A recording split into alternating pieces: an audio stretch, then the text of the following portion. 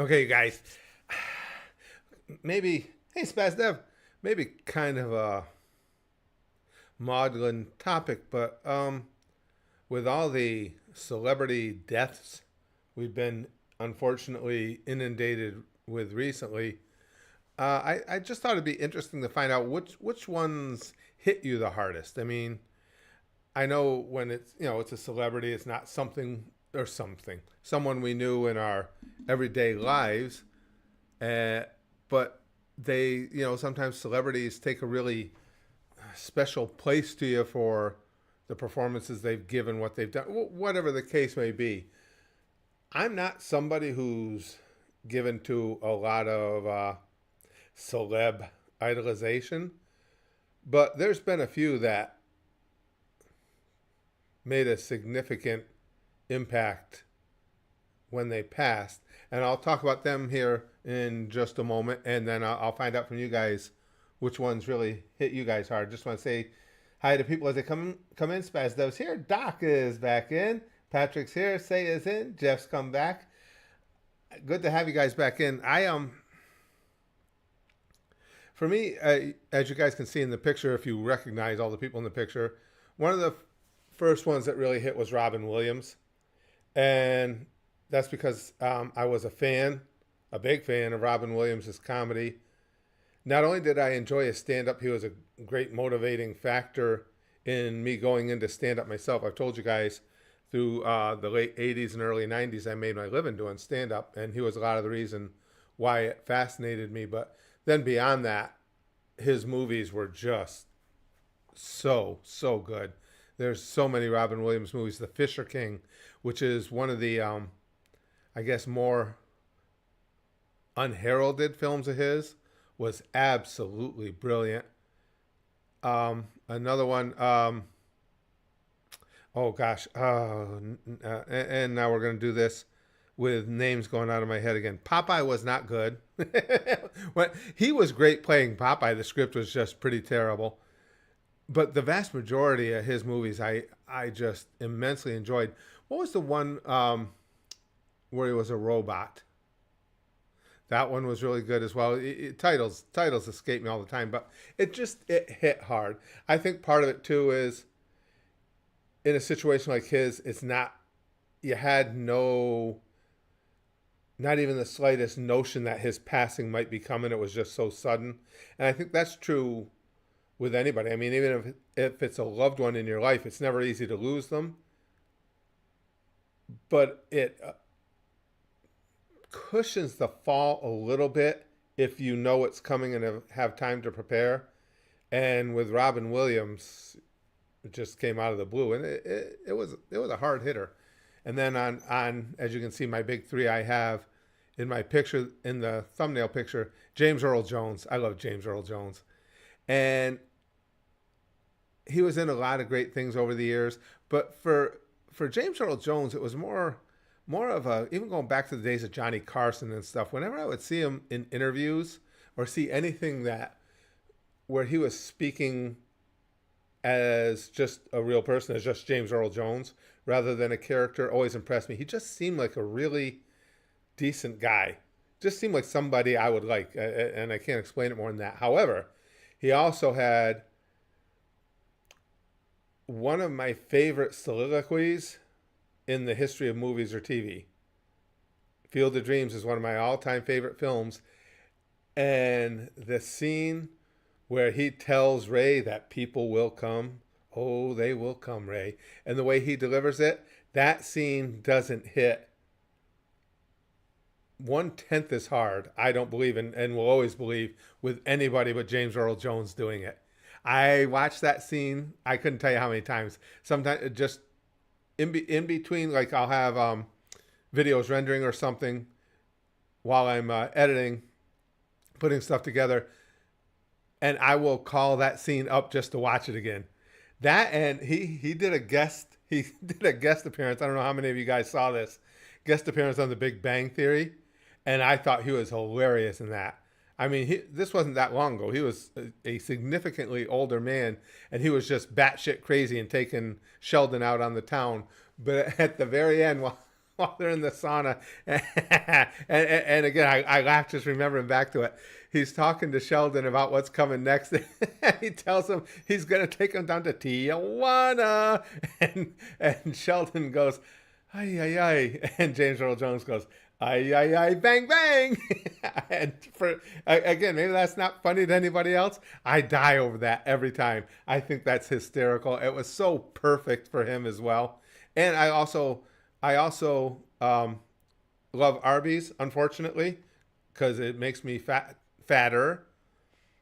And I think, now you guys can correct me if I'm wrong. I believe I read that Arby's, I believe they made a deal with James before his passing that he would continue to be their sponsor through AI. You know, they could continue having him be their spokesperson. I believe I read that. Now, I may be wrong because my memory sucks. And because my memory sucks, I completely forgot to look it up before we started streaming because, I'm always prepared. But I believe that was the case, in which case I just love Arby's even more. Why would you ever want to lose a spokesman like James Earl Jones? And then finally, and maybe the one that really hit me the hardest, is Roberto Clemente. And I'm a Pittsburgh Pirates fan because of Clemente. And he and Bruno Sammartino were my first sports heroes. And I was little when I first started getting into sports, like 6, maybe 6, 7. I think it was closer to 6. And Clemente was my absolute hero. I'll never forget, my family didn't have any money, so we didn't get to do big outings. And we lived in upstate New York, 3 hours north of the city. And one time I got to go down, my dad and a bunch of his friends were able to put some money together to go down to Shea Stadium where the Mets played for a doubleheader, Pirates and Mets. And it was like, it was like nirvana for me. Just watching the way the man moved. He had such a grace about him, and yet so much power in everything he did, the way he threw a ball, the way he swung a bat. I was just mesmerized. That the images of that game will forever be etched into my brain. And I just was so nerded out for him. And for those of you who don't know, he actually died on New Year's Eve, 71 into 72, on a mission for earthquake victims. He went, and again, this is a guy who was one of the great stars of the game at the time, a huge national and international, especially in Puerto Rico, celebrity. And he was on this rickety old plane helping to bring supplies to earthquake victims. And the plane crashed into the ocean. And when Clemente died, and we heard about it on the radio, we'd have the radio on in the mornings.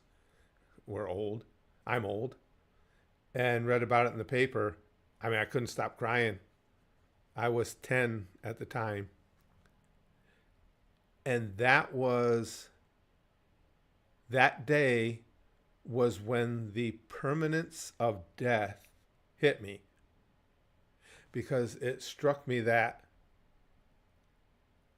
when I got up, and I would do this every morning, when I got up in the morning and the paper came before I would go off to school, so I could read the box scores from the night before, I wouldn't be able to do that and see Clemente's name anymore.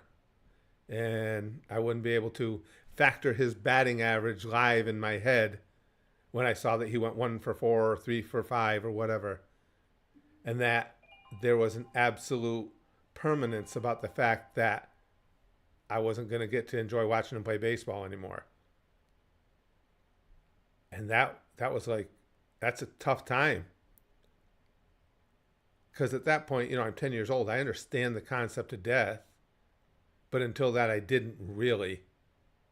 It was just something you talked about. And yeah, you knew in the back of your mind it was an eventuality. But at that point, I realized it's a permanent thing. And it changes who you are and how you get to look at the world when somebody who's important to you goes on to that next adventure. So those are my 3. Now, what I want to see what you guys now. What celebrity passings have most affected you guys? Did Jackie Robinson die the same year? I don't remember the year, Leslie. I I'm not sure. I can't remember. Jackie Robinson was another. Jackie Robinson, for he's a legend, obviously, for breaking the color barrier in baseball. And because of that, sometimes it gets lost just what an amazing baseball player he was. Holy shit. He's truly one of the all-time greats. I mean, phenomenal baseball player, did everything well. And here's Spaz Kid. We got Spaz Kid coming in. Everybody. Yay! Say hi, Spaz Kid. So, I wanted to do this for you on stream. Uh-oh. I know that we've been getting into Pokemon collecting and everything like that now. So, excuse me. Oh, wait a second, guys. Since you're brand new into it and everything, I wanted to give you a cool Pokemon card that I found at our local store. Okay. And I thought that you would be interested to have this one as well. All right, anybody got any guesses as to what this is going to be? Oh, wait, it's this way? I hate this, Jinx. Oh, shit, I forgot I got that card. You guys don't... Okay, what Spaz Kid is saying, we will go on a site called box.gg. If you're not familiar with what it is, you crack open packs of Pokemon cards there. And it's legit. We know it's legit. We've already ordered from them. Any card you pull out, you can immediately sell back to them. You buy them with jewels that you purchase there. Or you can have sent to you. I've got a Cynthia's Garchomp that I got from them that we can't see any flaws in. That I'm going to send out, and if it's PSA 10, it's worth like $750. So they're legit. But there's the one pack that this is the dog shit card. So I'll be in there spending my stupid little jewels, click and go, and this bitch keeps popping up in my face. And it's gotten ridiculous. He was sitting there with me. I got her like 4 times in a row. Yeah. So I'm spending like whatever 250 coins per click. And she's giving me 4 back. Yeah. Jinx. At least they got the name right.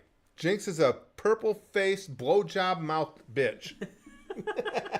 You can put her in my pile. She might survive. She may not. She may not be there anymore, yeah. 4 times in a row with Mr. Popo's wife, Big Green said that. Yeah, pretty much. Yeah. She sucks, Big Green. 4 because again, when you get one of the cards, you can sell it back for a price. Yeah. 4, you get 4 jewels back for her. So needless to say, I was saying a whole bunch of really horrible things about Jinx. So Spaz Kid thought it was funny. That's the exact card. Yeah, he found that card. He thought that was something I need. I had to go out of my way to... Yeah. So basically, Spaz Kid just popped in so he could troll me a little. So he could be a dick for a second. Listen, it's a good addition to your collection. You can keep it in your personal. Yeah, and if nothing else, I'll keep it here so every time something frustrates me, I'll throw her against the wall or something. Yeah, just like it says smashing your desk, you'll smash the card. Smash the card, yeah. It'll be more satisfying. Yeah, thanks a lot, Spaz Kid. Oh, you're welcome. Yeah.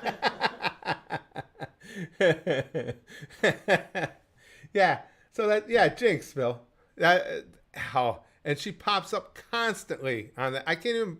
Because you buy them from individual packs. I won't even try and buy that pack anymore because I know it's just going to be that bitch.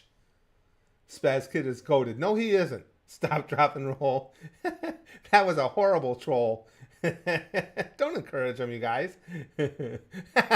Lick says 4 jewels is how much she's worth on the street. Did you see those lip licks? You think she'd be worth more than that on the street. Those are some impressive porno lips. That's all I can say. All right. Big Green says, rare Spaz Kid win. No, it wasn't. Freaking Jinx. All right. Back to the topic at hand. I'm sorry. I can scroll down and see what you guys were saying for deaths that had affected you. Sir Blank says Steve Irwin and Robin Williams. Yeah, a lot of people I know, whenever this topic comes up, were really affected by Steve Irwin, which is understandable. He just seemed like a good dude. I didn't follow him that closely. But I mean, certainly knew of him, and he did just seem like a really good guy. And I think, excuse me, guys, when somebody not only entertains you, But beyond that, they just seem like genuinely good people. I think that helps to make it hurt more. I've heard Steve Irwin mentioned a bunch in this type of conversation. Jake says Jackie died October 72. Roberto died December 72. Oh, okay. That's right. It was 72 and 73, not 71 and 72. Yeah, so they were the same year. And as I was saying, and I know a lot of you aren't baseball fans, but I mean, Jackie Robinson deserves all the praise in the world, obviously, for being brave enough to break the color barrier. But my only point is, don't let that overshadow the fact that he was really, really good at baseball. Jackie Robinson could hit for power, field his position, and was was an absolute streak on the base paths. He was. I know he stole home a bunch of times, and if you don't know baseball, stealing home is some tough. Stealing home is one of the rarest of the traditional feats you'll ever see in baseball. Let me ask. How many times did Jackie Robinson steal home plate? Here's an answer from everythingwhat.com and dodgerblue.com. Okay, Jackie Robinson stole home plate 19 times in his regular season career. That's insane. And was caught stealing home 12 times. To be over 50% stealing home for a rate of 61.3%. Of course, Robinson's most famous time stealing home played against the New York Yankees inning of game 1 of the 55 World Series. I remember that. 19 times. You have to be insanely fast and insanely savvy to steal home plate once, let alone 19 times. Stop, Drop, and Roll says Pele, Diego Maradona. I don't know him. Gord Downie, Alan Rickman, and James Earl Jones. Pele, of course, I know. Pele was, for so many years, for a couple decades at least, Pele was, myself included, the only name that Americans knew when it came to soccer. I mean, he transcended everything. Pele was just monstrously huge. Monstrous. XFMZ, thank you for the super chat. I appreciate that. And he says, I'm a Puerto Rican, and these days the online race rants make me conflicted as a born and raised American. But your talk of Clemente reminds me of the humanism involved in all this. Love is love if we allow it. Boy, it's so weird to say that. Brax and I were just talking about that. And this will be a separate stream, so I won't go too deep into it. One of my greatest frustrations in all of life nowadays is how social media has perverted what we know, how we relate to one another. Because on social media, there is so much profit and attention to be had for shitheads to try and put a racial spin, and again, white, black, whoever, everybody does it, to put a racial spin on something to gain clicks, that it perverts the reality, which is that the vast, vast majority of us couldn't give a shit less. Don't care where you're from, what you do. The vast majority of us don't care what religion you are. People just want to get by. When I don't know about you guys. I'm not an. I don't know how to word this. I'm not an overly gregarious type in that I don't keep a lot of close personal friends, but that's my choice. The ones I have, I am insanely loyal to. That said, when I'm out and about, I stop and talk to people all the time because I like to. If I'm standing in a line next to you in the store, I'm probably going to start talking to you. And it won't. I know what you're thinking. It won't be, hey, you want to come over to my house? You want to come into the van? I got good candy. I mean, some days I feel like that, but for the most, I just like talking to people. And I can tell you, and I've been doing this for decades, at least 95% of the people are receptive. People, and I don't give a shit what color you are, what you look like, or your gender, or anything else. You're in line with me, let's pass some time having a conversation. And that's not what gets reflected in social media because, again, there are just absolute useless scumbags who either profit by financial means or just profit by getting some of the attention they so desperately need, trying to rile people up against one another. And that it's funny you brought that up, XFMZ, because Brax and I were just talking about that. And yeah, I can't even imagine, and I know it happens. I know it happens, but picking a favorite, let's say sports, favorite athlete because of their race. I mean, I guess if that's your thing, that's your thing. And don't get me wrong, I'm not one of these people that's naive enough to say racism doesn't exist. Of course it does. I can tell you that by personal experience. And you're like, well, Curtis, you're a lily white male. How? Because I'm an old white guy, you would be surprised how often in a situation like, say, I go into a convenience store or something in a smaller hick town like I used to live in. You'd be surprised how sometimes, well, maybe you wouldn't.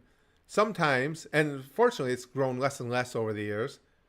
People are comfortable doing things like white folks using the N word in front of me in conversation. This and in the respect of this, I was in here earlier. There were a bunch of N words in here.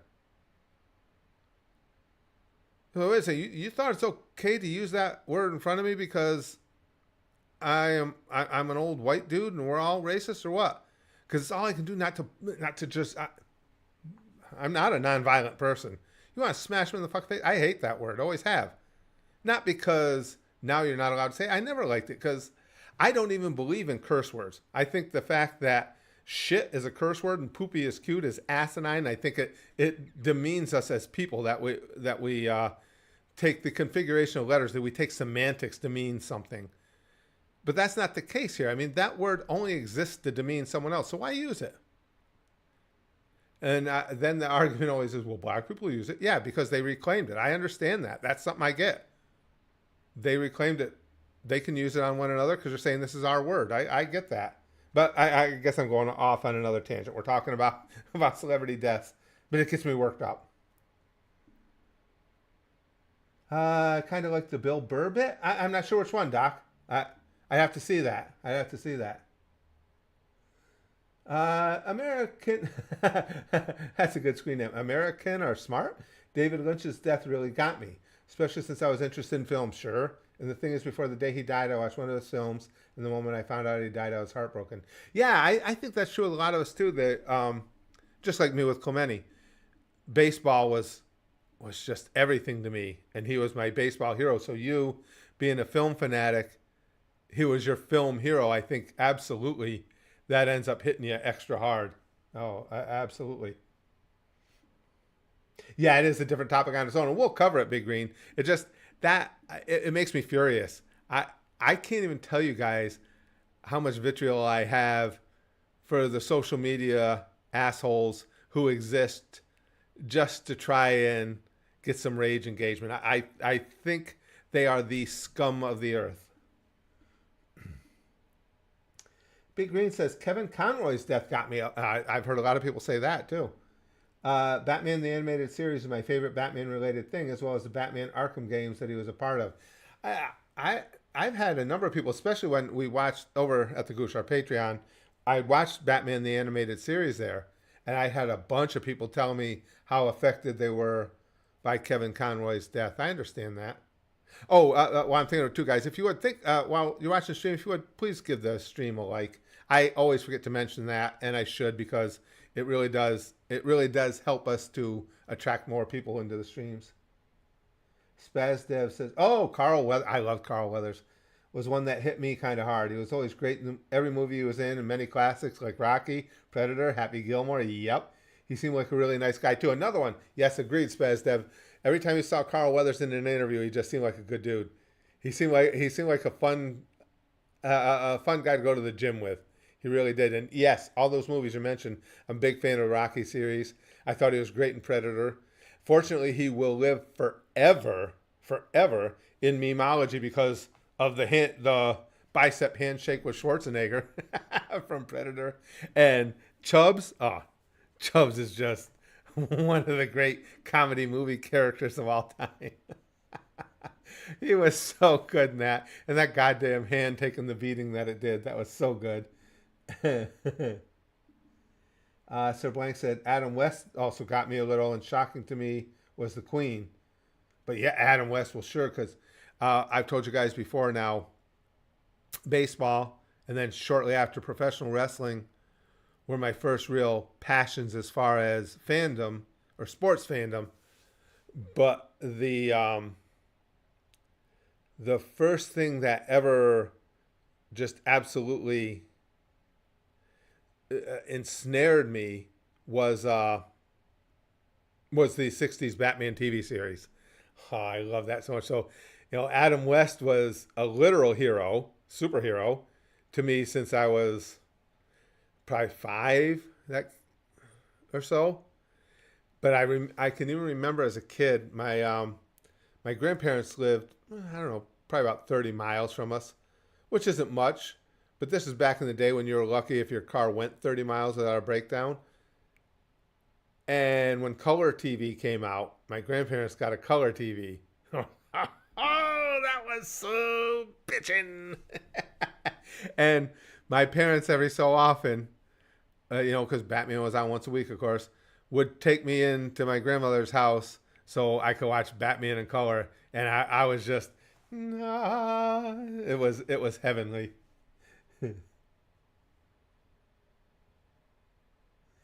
I've heard that. Sir Blank says Andre the Giant picked up Arnold and put him on a shelf because Arnold was trying to pay a bill at a restaurant, and Andre kept saying, "I pay." Yeah, I've heard that story. Doc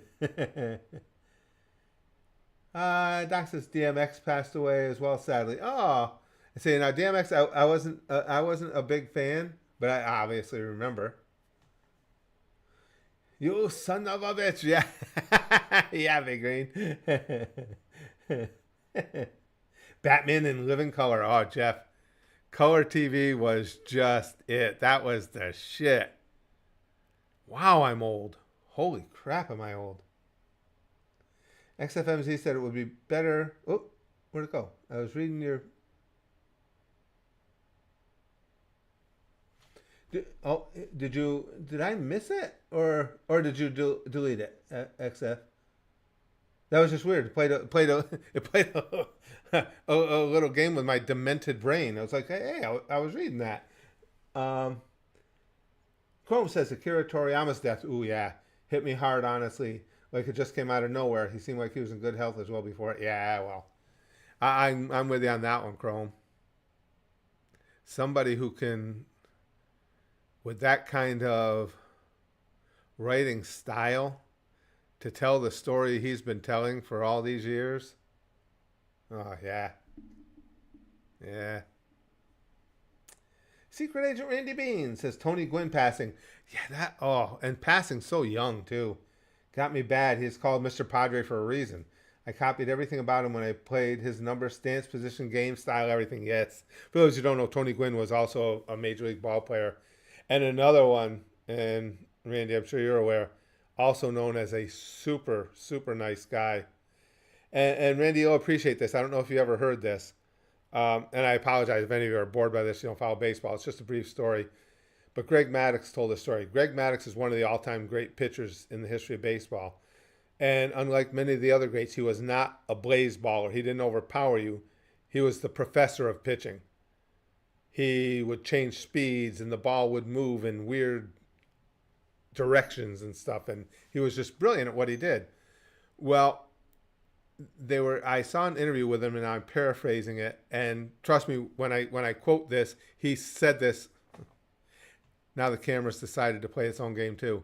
Position 1. Position 1. He when he said this with the greatest respect and admiration. But the question had been posed to him about the art of pitching. And over his career, I think the batting average against him was like 170. But Tony Gwynn batted 410 against it, which is insanely high against Greg Maddux in his career. So when they asked Maddux something about the art of pitching, he gave this long, detailed explanation of how he would go about things and how he would stay one step ahead of hitters. And he said, and that works. He said, and it works all the time. And then he thought about it and he said, except against Tony Gwynn. Fuck Tony Gwynn. He goes, and I just thought, I thought that was one of the greatest ways to honor someone I'd ever seen. Oh, Tony Gwynn owned him, Randy. He owned him. And Greg Maddux, again, Greg Maddux embraces that. He just couldn't get Tony Gwynn out. Sir Blank says, my favorite pitcher was Gibson. So hostile. Bob Gibson was terrible, scary. I won't keep telling because we don't have a lot of baseball fans here. I know a bunch of great Gibson stories. He was brutal. Bob Gibson, you can understand. Bob Gibson had a chip on his shoulder, but Bob Gibson was somebody who came up in the era of the Negro Leagues. And on his tour to the major leagues, Bob Gibson was called a lot of horrible things and made to sit in the back of buses, and he had a chip on his shoulder, understandably so. He was big, he was powerful, and he was mean, and he was a Golden Gloves boxer. And if you crowded the plate, he would throw the ball into your ear. And he was brilliant pitcher. Kyle says, can you believe it will be almost 4 years since we lost Betty White? Oh, I know. But I tell you, Betty didn't get cheated out of life, though. She lived a good, long life, and she was entertaining for an awful lot of decades. She was a pretty amazing lady. She was funny. Sir Blank says, Gold Glove pitcher. Oh, yeah, he could fight. And everybody knew it. And Gibson was always ready to fight. He would demonstrate it to you. Danger Dave says, Kobe Bryant was devastating. And that's coming from someone who doesn't even follow sports. Oh, Kobe Bryant was a machine in preparation. Kobe Bryant, and again, I could tell you stories that back this up. Kobe Bryant, the basketball star who died in a helicopter crash. Kobe Bryant would never allow anybody to outwork him. One time they asked, because Shaquille O'Neal, you guys know him as Shaq, was one of the great basketball players of all time, played center. They asked Kobe once, they said, how good could Shaq have been if he had your work ethic? And Kobe just went. He said, best ever. He said he could have been the best there ever has been, and he would be the best there ever was in the history of the game, which was nice praise. And then they went to Shaq and told him what Kobe said, and Shaq said, yeah, I ain't doing that. He goes, I want a life. He said, that man was psychotic. He said, I'm not working at that rate. Nope. He goes, Kobe Bryant, man, you had to respect him. Nobody was harder at the grind than Kobe Bryant. XFMZ, thanks for the super chat, pal. He says, on the topic of celebrity deaths, do you ever feel strange when a death from a stranger celeb hurts more than a death from the family? No, you know what? I can see that, and I'll tell you why, XFM. I mean, when it comes to celebrities, we get to choose who we want to admire. I don't mean this to sound harsh, but your family's thrust upon you. Your family is what they are. Just because I've always believed that you share blood with them doesn't necessarily mean they're all going to be good people, nor are they necessarily going to be people in which you should put all your faith and trust. It's unfortunate, but you have to deal with life with a dose of reality here or there. So to say that sometimes a celebrity you admire dying hits harder than certain family members, no, I get that completely. I completely understand that. Spaz Dev says, the death that hit me hard was Angry Grandpa.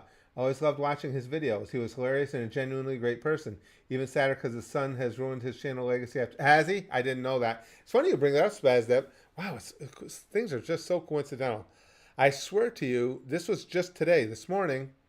I had on one of those, I don't think they make them anymore, those old shows that are clip shows where they would have Danny Bonaducci and a bunch of celebrities commenting on different themed videos from the internet. Well, I had that on this morning. My wife comes sitting down next to me. We were having some breakfast. and an angry grandpa clip came on. And she was laughing at it. She goes, "What's wrong with him?" I said, "That's angry grandpa." And she's like, "Yeah, I see he's angry." I said, "No, no, no." I said, "That is angry grandpa. He's from YouTube." But it just seems funny you brought that up after we were just talking about him. Siobhan says, one person I really miss is Lance Reddick. I first came across him in the John Wick movies. Oh, okay. I think Rebel Curtis knows him as the guy who kept asking about gay hymns in the gay wedding advice sketch. Okay. All right. Now I do. Yes. It's fun, actually, how, not that people die, it's fun how certain entertainers hit us, though. Just, we just click with some of them. Chrome says, Satoru Iwata, the former president of Nintendo, was another that hit me hard. He had an amazing career and influence in the game industry, so watching all the parasites come out to mock him was awful. Huh? That, and there again, we're talking the beauty of social media. And see, I'm not don't get me wrong, I'm not an anti-social media person per se. I think social media can be a great place to exchange information, exchange points of view. But unfortunately, what it does most is allow shitbags to try and develop huge followings by rage engaging. And to do that, they post things that are just blatantly false, or they make up little scenarios to scratch out on their scummy little devices to try and get people worked up and to try and make whatever pays their bills or gets them their attention. Try and make it seem like this group, everybody in this group hates everybody in that group, and unfortunately, it works a lot of the time. Cameron says Norm Macdonald was one that truly saddened me. I'll agree with that one.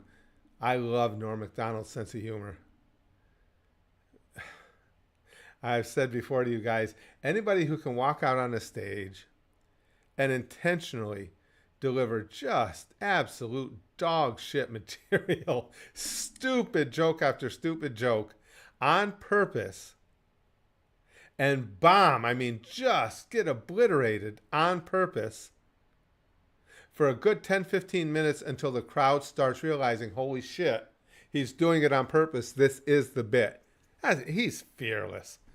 Fearless and just so inventive. Alex J. Boyce, thanks for the super chat. He says, back in 1998, the unexpected murder of Phil Hartman. Oh, Phil Hartman was great. Really hurt many of us, yeah. He was a naturally funny man in all his roles. The Simpsons, Futurama were specifically impacted. I still miss him. I even enjoyed him on SNL. I thought he was great on SNL. Phil Hartman, boy, that was a talented guy. Like you say, in the voicing, in you put him in any comedic element. Phil Hartman was just funny. Definitely a funny guy. XFMZ says propaganda works better today more than it ever has, sadly, 100%. And again, that's the advent of social media. And I say that, and I always try and qualify it, because otherwise just say, oh, another old guy who hates technology. No, I love technology. And I love social media can be a fantastic thing. But unfortunately, it's scumbags who have hijacked it. American Are Smart says, what celebrity deaths would hit you hardest when they die? That's interesting. Me personally, I'm not ready for Kanye West's death. He's made great albums, but his legacy is going to be overshadowed by Nazi remarks. He said, yeah. I'm not even a fan per se of his music, but I have to admit what I've heard of it is good. I mean, it's just not in my wheelhouse. The only reason I'm not a fan. I do think he is just musically insanely talented, but I also think he just seems like somebody who's got a lot of either demons or just mental and emotional issues. And just as you kind of alluded to, it's unfortunate that a lot of his legacy is going to be wrapped around him shooting himself in the foot. Brian says, I was only 6, but I was super sad when Chris Farley died. Chris Farley was a funny guy. I haven't seen it in years. There's a bit by Chris Farley. You guys tell me if any of you saw this. I don't even remember what it was for, if it was a commercial or what, but he's on a basketball court, And he was trying to imitate. He was doing an impression of, I don't even remember the player, somebody having to hit some clutch free throws. Well, he's announcing for himself, and of course he's shooting the ball up, missing again. In pure Chris Farley fashion, he just starts losing his goddamn mind, flinging the ball around, going nuts, and finally he makes it, and he goes, ah, and he's celebrating himself, and he goes, just like whoever this player was, and he goes, of course, it was a little different for him because, he had, like, the fans and all that pressure and stuff, but still. And I don't know why. I just always thought that was a hilarious bit, and it's not even that well known. I haven't seen it in years myself, but it was really, really funny. And now, Def, thanks for the super chat, pal. Says, have you looked up why Domino's ended the Noid? No, is it something stupid that they did? Well, let's see if Siri can tell, or Siri, whatever this bitch is, can tell me. Why did Domino's end the Noid? Here's an answer from marketingdive.com. Domino's ended the Noid campaign after a man named Kenneth Lamar Noid held employees at a Georgia store location hostage at gunpoint in the late 80s, believing the Noid ads were in some way mocking and inspired by him. I shouldn't laugh. Hopefully nobody got hurt in the whole situation. Oh, these are the things that just it just makes. It's so sad that there's so much batshit crazy just walking around this planet. Jesus Christ, Noid. Calm down, bro. It ain't all about you. Oh, jeez. That story is entirely fucked. Jeez.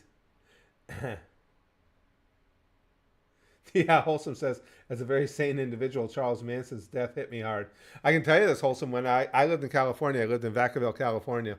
And back when I was still playing ball, right across the street from the apartment complex I worked at was the California State Medical Facility. It's a prison for the criminally insane.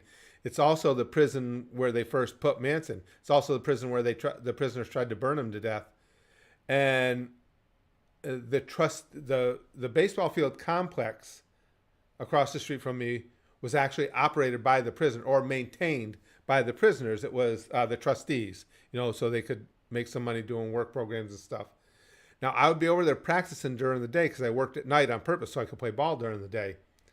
And I would go over and be practicing, and the trustees would talk to me. They had a guard with them, but they were trustees. They were ones that had earned some trust. So I could talk to them and stuff, and I'd be practicing. We'd be shooting the shit. Several of them knew Manson. They all hated him. The one guy told me, they said, oh yeah, he's not in General Pop. He said, we'll kill him. And he said, not even necessarily. He said, a lot of the guys, if you're going to carve a swastika on your forehead, you're going to get a lot of people that just want to kill you on that. But he said, even beyond that, he's just such, I don't remember the words he used, but just such a vile, repugnant person that the guys would take him out just for that, just because he's scum.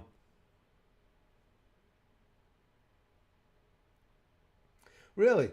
Def said the guy who held up the Dominoes ended up taking his life in like 95. That's sad. But the story was crazy. That's insanity. Freaking Dominoes stealing people's lives and likenesses.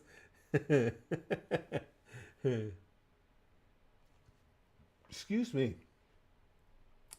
Leslie says, the death that hit the hardest to me was Roberto Gomez, or as he was known by Chespirito? Excuse me. He's a Mexican actor, and that made a popular show called El Chavo del Ocho in the 70s. He wrote, produced, and acted in it. He died in 2014 at age 85. 85, though, I mean, it's never good when someone dies, don't get me wrong. But you like to know that somebody got their money's worth out of life. 85 is a good, ripe age.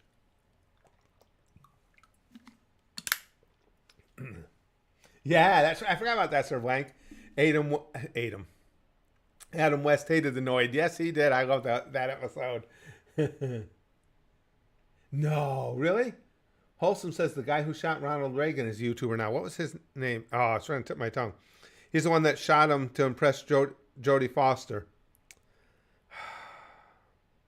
Shit, his name won't come to me. Danger Dave says, yeah, Matthew Perry was apparently a fan of Fallout 3, so they asked him to voice a character in New Vegas. Oh, really? That's cool.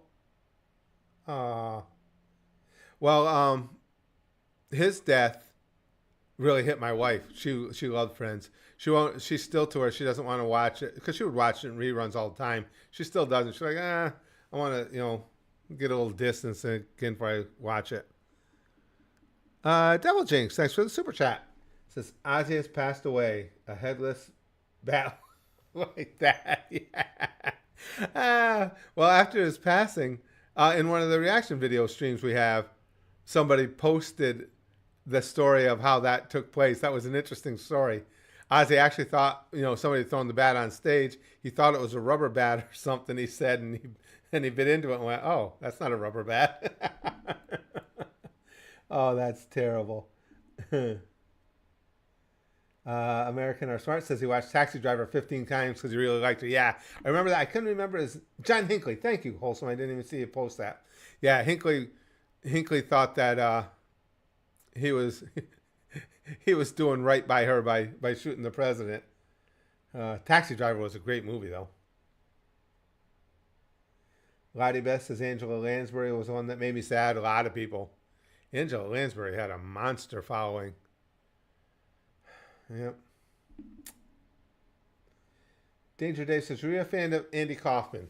Depends on what you mean by fan. I like some of what he did. I never disliked him, don't get me wrong. A lot of the stuff he did, I just wasn't as into. I think that the whole angle he worked with Jerry Lawler was hysterical. That was phenomenal. If anybody outside of the wrestling business was ever built to be a part of the wrestling business, it was Andy Kaufman. That stuff was just great. And I'm not a Jim Carrey fan either, but I think Jim Carrey did an amazing job on Man in the Moon, portraying Andy. Doc says, James Gandolfini's death was a terrible occurrence. We could have had more of him. There would be no Breaking Bad without The Sopranos. That's fair. Yeah, that's fair. I still haven't seen The Sopranos. And American Are Smart said basically the same thing about Gandolfini. Sir Blank says, what were your thoughts about Whitey Herzog from the Cardinals' death? Wow. Yeah, baseball man through and through. Never on, one of my teams per se, but Whitey Herzog was as baseball gets.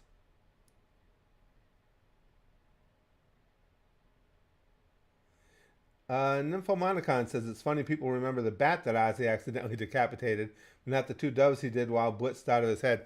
From what I'm hearing, I'm not. I mean, like anybody else from that era, I know Ozzy well. I know a lot of his music.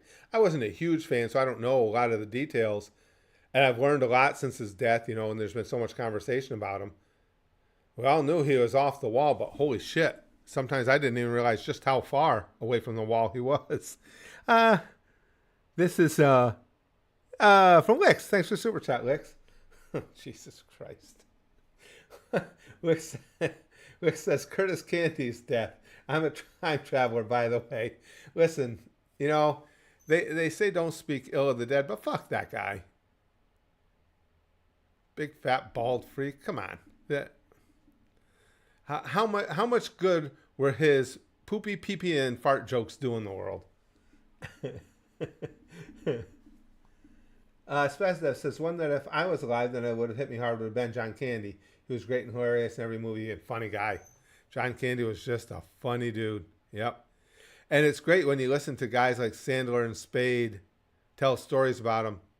And it's interesting, too, because even as they're telling the stories of just what a madman he was and how funny he was behind the scenes as well, you can hear in their voices and read in their demeanors that even as you can tell that they knew, even as these fun times were taking place, that they just didn't think he was going to be around for a long time.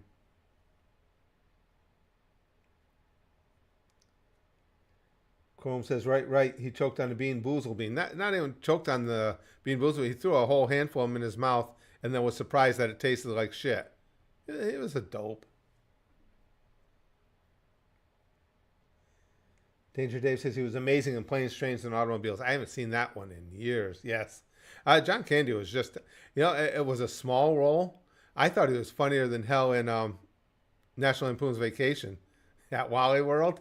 I don't know why he cracks me up. that BB could lodge under my skin and get a bad infection.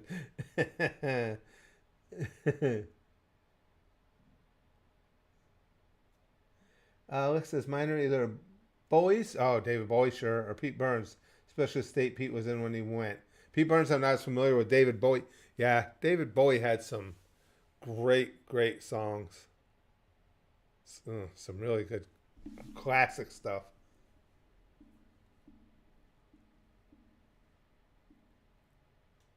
Oh, I remember the Sopranos doc. I just never seen it. I know all about it. I mean, it was huge when Sopranos was airing. I think that was one of HBO's first really big hits as far as a series, if I remember right. But yeah, it was monstrously huge. I just haven't watched it. Sir Blank says, I don't think a lot of people got over JFK or MLK. Understandably so. I mean, they were both people that certainly made huge impacts on not only this country, but by extension, life on the planet. Yeah, absolutely. Excuse me. Spaz Dev says he was really funny in Vacation. Him and Chevy Chase together were hilarious. Yeah, that whole thing sitting on the coaster with the gang and everything. Just the way he delivered lines was so freaking funny.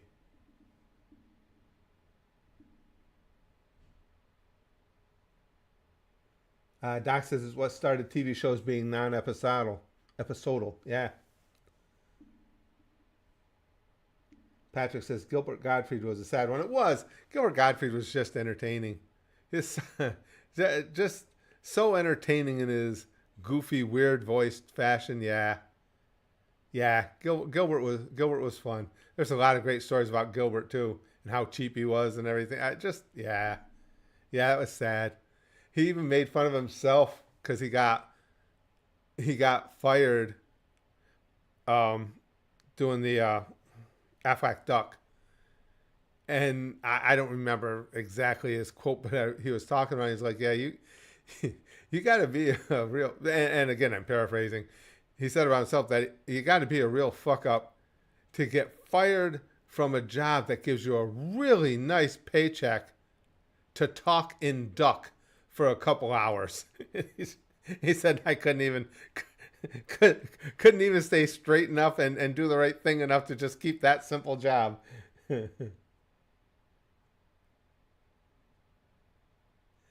Sir Blank says Stan Lee was also a big guy who made me really sad. Yeah, a lot of Stan Lee. I mean, he goes back to my childhood. Because I told you guys when I was a little kid, the big things for me were baseball cards and superhero comics. Brax and I were just talking about that. And, of course, when I was a kid, they didn't put out as many comics as they do now. And they also cost a dime. A dime for the regular issues, a quarter for one of those big double issues. But I would save up my money anytime I could to get baseball cards or superhero mags. I was telling Brax it was funny. There was like a hierarchy. So because you only got new magazines once every month or so. So I would start with Batman because I was a Batman nut. I'd get anything that came out Batman. I'd get anything that came out Superman. Loved the Incredible Hulk. Those weren't as regular. Spider-Man finally came around, like them. But it would suck when, like, I would be at my grandmother's in Schenectady, say in the wintertime, and my cousin and I would go out shoveling sidewalks and stuff to make extra money. So I'd have money for comics, and you'd get later in the month, and I'd go to the store, and the only comics that were left that I hadn't bought yet, hadn't seen yet, were like the Fantastic Four and Green Lantern or Green Arrow, and you'd be like, oh, this fucking sucks.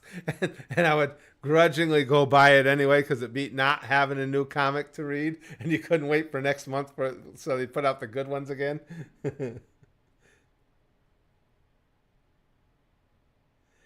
Chrome says, now you're back to superheroes and cards, but now they're anime heroes and Pokemon cards. Life is weirdly cyclical. Well put. Well observed. That's true. Yeah, the superheroes I'm into now are Goku super style superheroes. And and of course Saitama, my boy Saitama. I like OP. You want to fight? Here you go, bitch. Over. I like that. Spazdev says, I still got to see the new Fantastic Four. Hadn't really heard much about it. Yeah, I just no interest. I just never got into that. Never got into them. The only character I did like was the Thing. But even as a kid, he was just the. Now we'd call it the Temu Hulk. I called it the Blue Light Special Hulk because Walmart or Kmart would put their shit on sale under a flashing blue light. It was all the junk.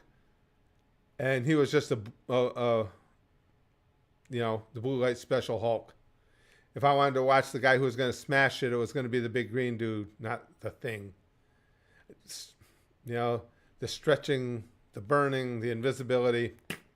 Didn't care. Someone says you would love Ghost Rider then because he's basically immortal and can't be harmed, or even the old comics of the Mask because he can do anything. Yeah, I mean, it's got to work well in the story too, which it probably does if it's a popular story. But yeah, every once in a while I like a good OP character. If him being OP works in the story. It works so well for me too because in One Punch Man, because Saitama is just so ridiculously chill, overly chill, and to have him have these kind of powers is just funny.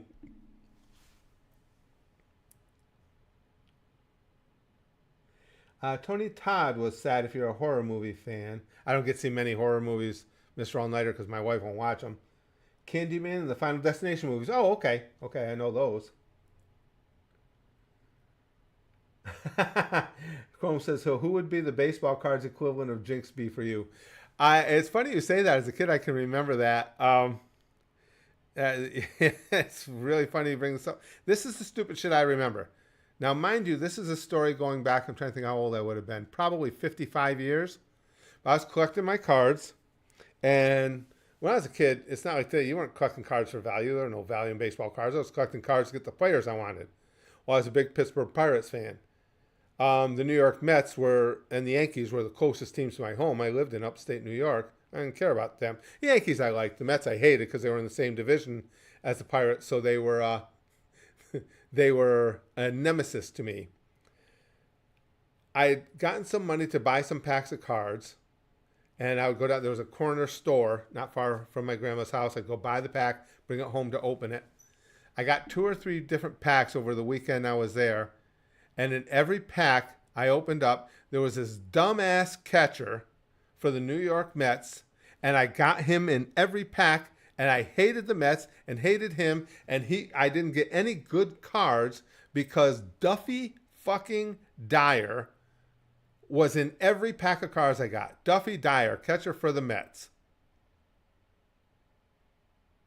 Nobody, I guarantee you, none of you had heard the name Duffy Dyer before today. And I didn't like that asshole. And Chrome bringing that up made that memory come back to me. Is Duffy Dyer of the Mets still alive? Duffy Dyer was born August 15th, 1945, and is 79 years old. That fucker's never going to die. He's 79 years old. Duffy Dyer's never going to go away. If I go out and buy a pack of baseball cards tomorrow, and they're doing some sort of retro thing, and Duffy fucking Dyer is in it, we're all going to have a problem. He's still trolling me, yeah. Duffy Dyer. Oh, he wasn't even. It's not like I don't give you guys the wrong impression. He was not even a good player. As a matter of fact, this is how my memory works. Only on old stuff. He wasn't even the starting catcher most of the time. A guy named Jerry Grody was, and he was better than Duffy. Duffy Dyer stats. Let's see how good he was. I'll never forget that. I kept getting Duffy Dyer in every pack, and it's like, go the fuck away, Duffy Dyer. Yeah, to give you an idea, he was never even really a starter because if Major League Baseball plays 162 games, if you're a starter, you're going to have over 500 at bats during the season. The most at bats Duffy Dyer ever had in one season was 325. So basically, he was a part timer his whole career. And then, I almost forgot to mention that. And then for a couple of years, he actually came to the Pirates, and I still hated him, even when he came to my Pirates, because he would always be a Met to me. So he had at bats, runs, hits. Doesn't, what the hell? Come on. That's all the stats you give me? Yeah. He had a total of 173 RBIs in his career. That 173 RBIs is a good season for a great player. Doesn't even tell. Shit. It's got to be better stats than this. Doesn't tell me his career batting average or anything. Here we go. Let's take a look. A career batting average. If you hit 300 in the major leagues, you're considered elite. If you hit 250, you're considered average. Duffy Dyer hit 221 for his career. He had 30 home runs in his career. To give you an idea, the league leader in baseball right now, and it's only late July, they've still got all of August and September to play, and the guys are pushing 40 homers for this season, and Duffy hit 30 in his life. Fuck Duffy Dyer. Poor guy. He never did anything wrong to anybody. And we're sitting here in 2025. He's 79 years old, talking shit about him and just totally burying him. Just for no reason. Yeah, fuck you, Duffy.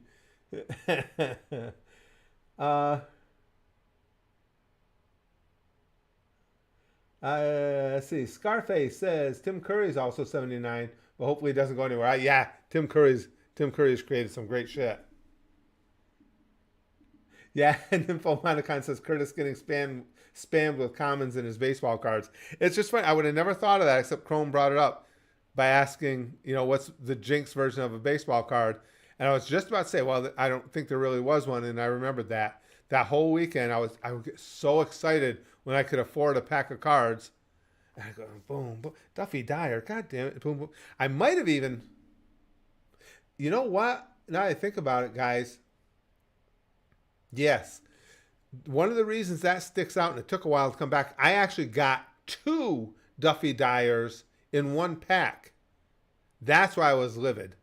I mean, plus I had gotten them in each pack, but one of them had 2 of them in it.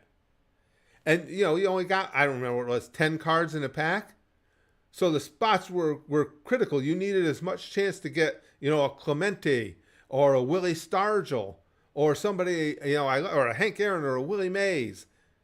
And I had 2 in one pack taken up by Duffy fucking Dyer.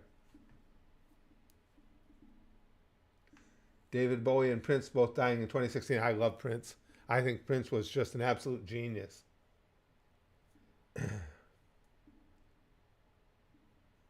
Oh, that's nice.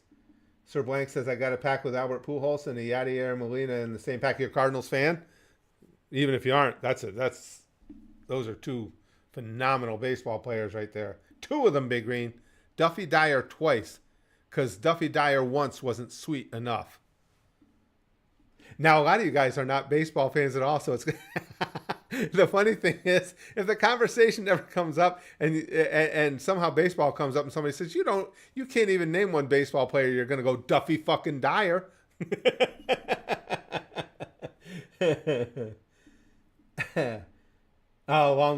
Redbird fan. My son-in-law and grandson too, pal. Fanatical Cardinals fans.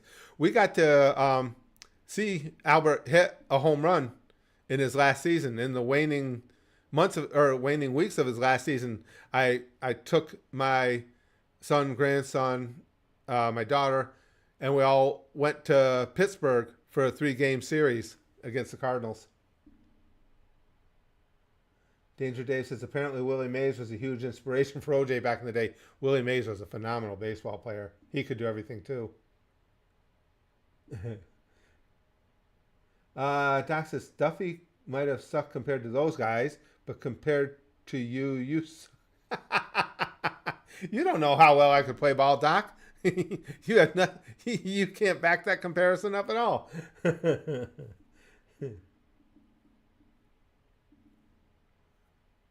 Let's see. Your annoyance fuels me. Yeah. Hey, well, it's funny, Big Green, because I haven't thought about that, and I couldn't tell you how long. That memory just came flooding back when Chrome said that. Scarface says, as a Lakers fan, Kobe still hurts. I agree with you because I'm a Lakers hater, and Kobe still hurts. And the only reason I'm a Lakers hater is because I'm petty about shit. I'm a huge Milwaukee Bucks fan. I am a Bucks fan because back in the very early 70s, they had, or late 60s maybe even it was, they had Kareem Abdul-Jabbar. He was Lou Alcindor then. Lou Alcindor and Oscar Robertson. And I love those guys, so I'm a Bucks fan. I was just a kid. I didn't understand how things work. So the Lakers came in and snatched Lou Alcindor, Kareem Abdul-Jabbar, away from the Bucks, and I've had a boner about that ever since. I was pissed when that happened. I was angry. Yeah, that was brutal. Doc says the Kobe one was so bad because his daughter was on the helicopter. Yeah, that was rough.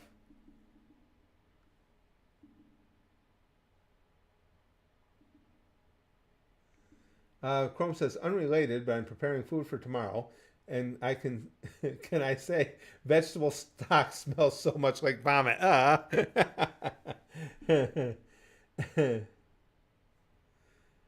Scarface says, bro, my cousin's a Raiders fan and I'm a Rams fan, so every time the Rams beat their ass, I give them shit for it. Oh, the Raiders. The Raiders have never fully recovered from Al Davis losing his mind all those years ago. He started that team on a downward spiral, and they really haven't gotten out of it.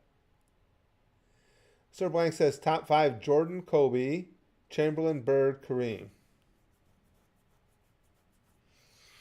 I put Jordan at top. For me, there's no question. That's a solid list. That is. I am not a LeBron fan at all.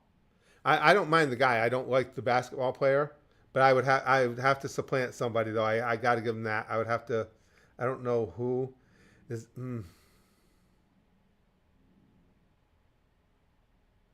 But yeah, he's got to be top five for me.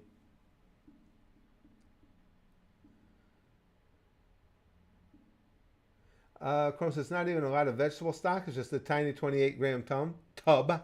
I'm making blue cheese sauce for buffalo strips. You know me, Chrome. You all know. I can't cook nothing. Matthew Perry was one of the most surprising. Yeah, Justin. Like I said, my wife's still hurting over that one, and that she just doesn't want to watch any of the replays of Friends right now. She's just like, nah, it hurts. Yeah, I agree. Jordan, 100%. There's no doubt for me. But I mean, I got to give LeBron his props. LeBron's an amazing basketball player. He truly is. I just don't think he's tops. But it's like everything else nowadays. Just what we were talking about earlier. Everything has to be vitriolic. So you can't love one without hating everybody who thinks the other is better. Listen, LeBron's phenomenal. I just think Jordan was a better all around ball player. Put it this way: if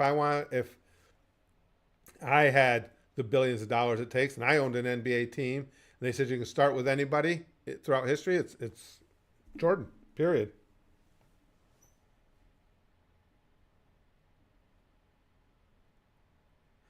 John says, I remember when Michael Jackson died, they wouldn't stop talking about him on the news. Oh yeah.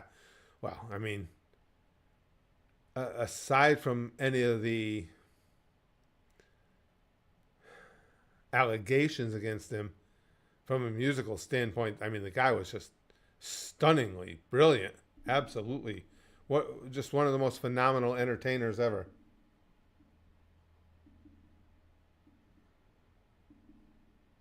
Marco Video, is this Grandpa gay? Why, are you on the market? You looking for a bear, big boy? Oh yeah? See what we can do for you.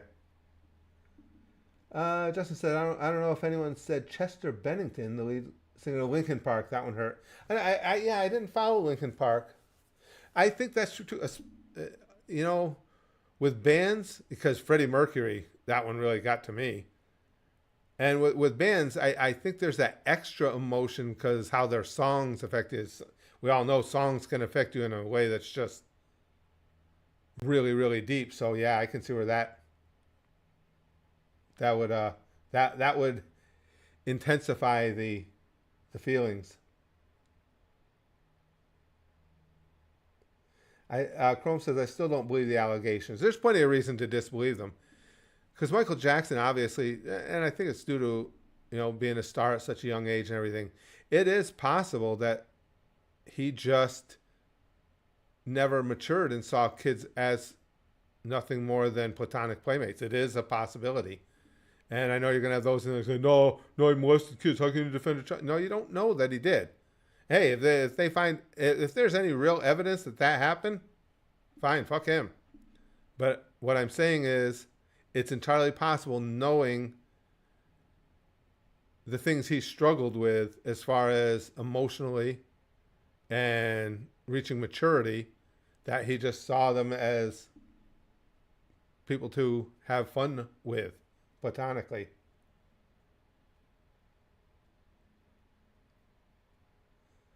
Tyler says, I'm not the biggest Dragon Ball fan, but Toriyama's death was sad because of the great legacy he made to the characters he created. I completely agree. I mean, and this is backed up by sales, which is the bottom line in telling how people feel about something. Some of the most iconic characters in the history of fiction in any genre.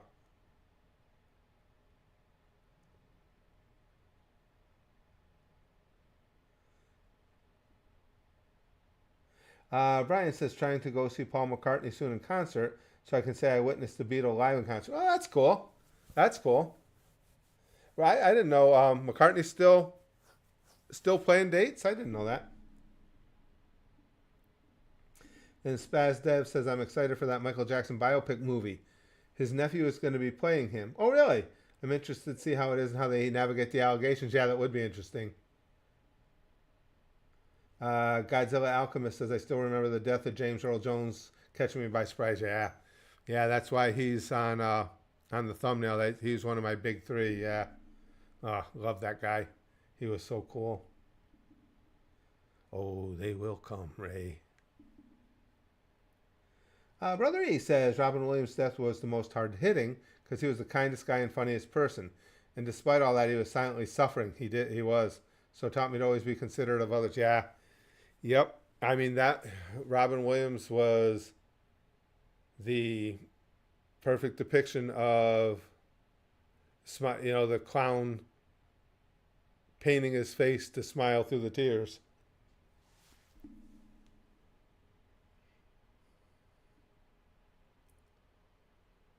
Mr. Leonard says, have you heard the conspiracy theory that the real Paul died in the 60s and they got to look like... Oh, I haven't heard it, but I believe that is out there. No conspiracy theory could ever surprise me anymore. Billy Donut says, Robin Williams always seems so happy. Right. That's exactly what I mean. I think, he was able to put on that front while he was suffering. It's kind of sad. It's very sad.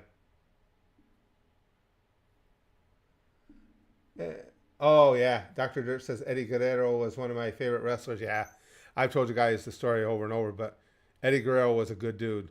When, you're suspended from WWE, so you have to work indies and you're making a fraction of what you used to.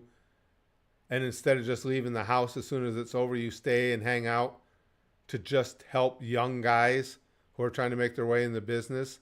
And you're in there taking bumps with them again and shit to teach them. You're a good guy as far as I'm concerned.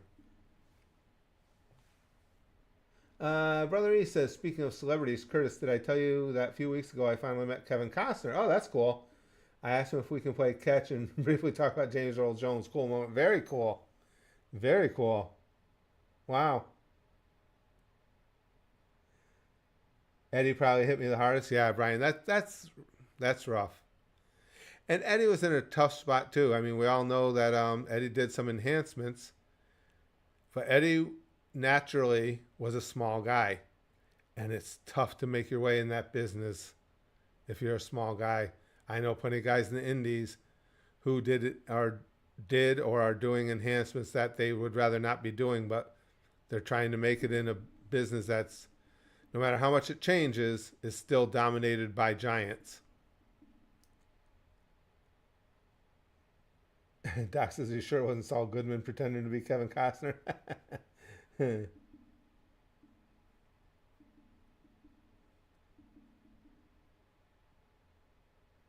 uh, my dog says Neil Pertz passing was the first time. Passing a celebrity felt. I'm not familiar with him, my dog. I'm not familiar.